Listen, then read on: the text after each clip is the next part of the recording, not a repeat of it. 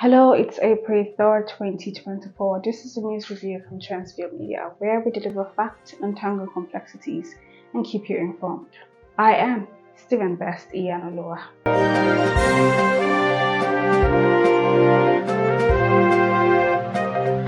The left-wing Pan-Africanist Bassirou Diomaye Faye yesterday became Senegal's youngest president, pledging systemic change after years of deadly turmoil and announcing his mentor opposition figure Ousmane Sonko as prime minister. Faye, 44, has never previously held an elected office. He swept to a first-round victory on the promise of radical reform just 10 days after being released from prison.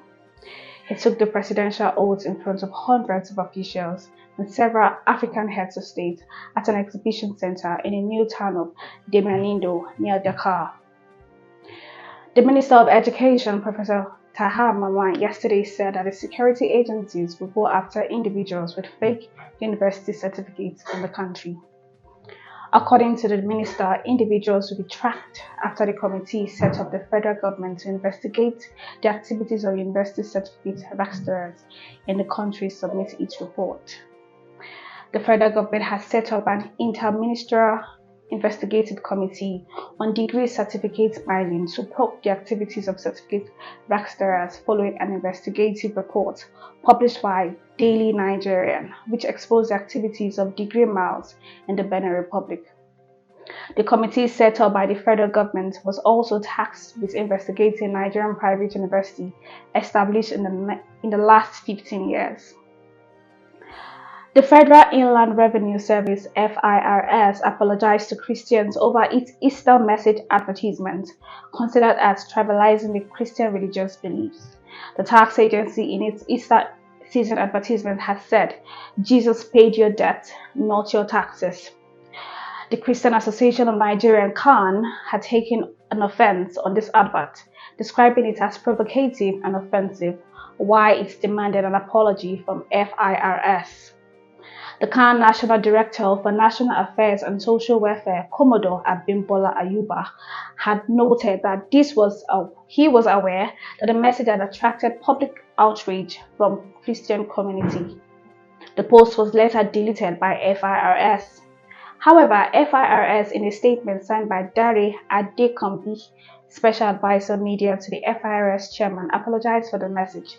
The agency said it did not put out a flyer purposely to degrade the Jesus Christ or distract from the huge sacrifice he made for humanity.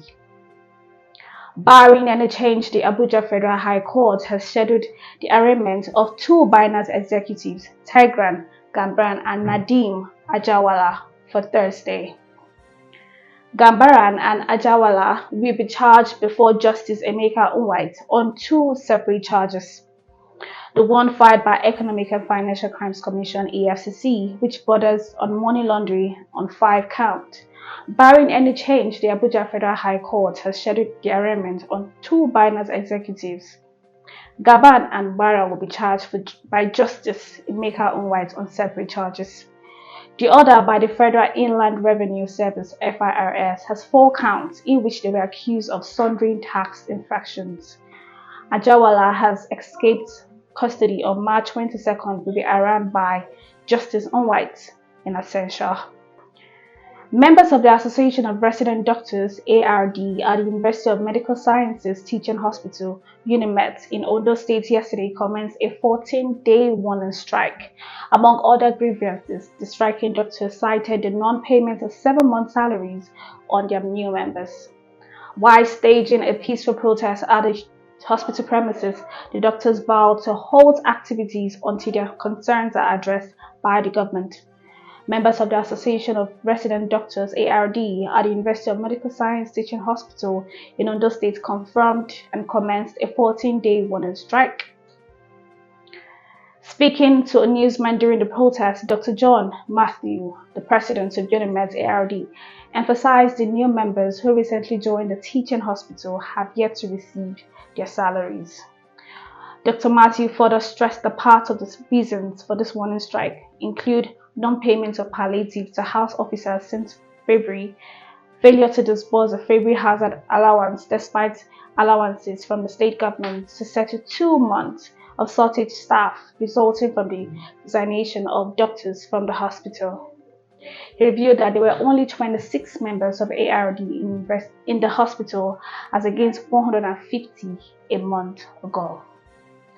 Moving on, the former Vice President Atiku Abubakar has returned to Nigeria ahead of the much-anticipated National Executive Committee (NEC) meeting of the opposition's People's Democratic Party (PDP).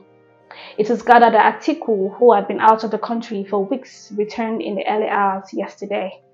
The Ambassador Iliya Damagum-led National Working Committee (NWC) of the PDP was pressured into fixing NEC meeting for April 18th, having refused to hold the meeting for over a year ago.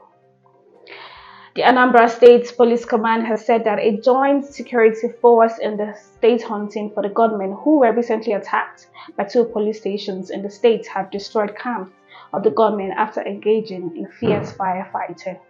The State Police Public Service Relations SP Tochukwu Ikenga, who made this known in a statement issued today in Akwa, in Awka, the state's capital, said that the security operatives destroyed the camp yesterday in Mbofia Forest. Ugoluchukwu and Ugweji areas of the state were engaging in criminals who laid ambush for the security operatives.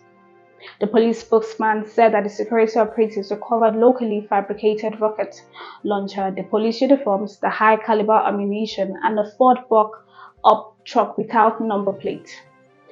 Ikenga said that the police led forward operating base that is highly mobile struck and camps where insurgents who had deployed at various stations in ambush were engaged in fierce firefights and were routed from their enclaves, which were subsequently destroyed. The high-caliber ammunition cartridge, a locally fabricated rocket launcher, police uniforms, and Ford fork truck without number plates were recovered. The Commissioner of Police, CP Adeyemi Adeoye, who ordered the operation, has vowed that it would sustained until the insurgents are completely routed from Anambra State. He was charged troops and personnel involved in the operations to sustain tempo until the state is made completely safe from cowardly attacks by the insurgents. And this concludes the news today. We trust you found this information insightful and valuable. Feel free to connect with us through our social media platforms. Until next time, I am Stephen Best Iyanulua. Goodbye.